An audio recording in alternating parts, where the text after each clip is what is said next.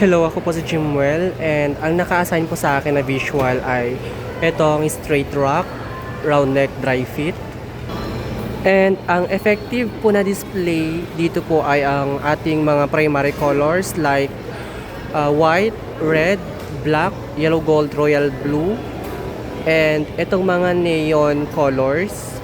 And ang kulang po dito ay itong si pastel blue and pastel pink. Broken size po siya. And ang recommendation ko po dito ay mag-stock requisition po ako ng mga sizes na kulang. And since per week po kami nagpapalit ng visuals, weekly din po namin papalitan ito ng light colors, dark, and especially yung primary colors po natin. Ganon din po dito kay PQ Color. Ang naka-display po dito na effective ay red, yellow gold, canary yellow, emerald green, royal blue, white and black. Yun po yung mga fast moving na mabilis mabenta. And ang kulang po dito ay si orange, neon green, moss green. Yun yung mga hindi masyadong mabenta and fast moving. And ang recommendation ko po dito is i-display po namin yung mga hindi masyadong nakikita ng mga customer na color para makita din nila na may bagong naka-display po. And ganoon din po ang gagawin namin na every week po magpapalit po kami ng per size and per color po nito.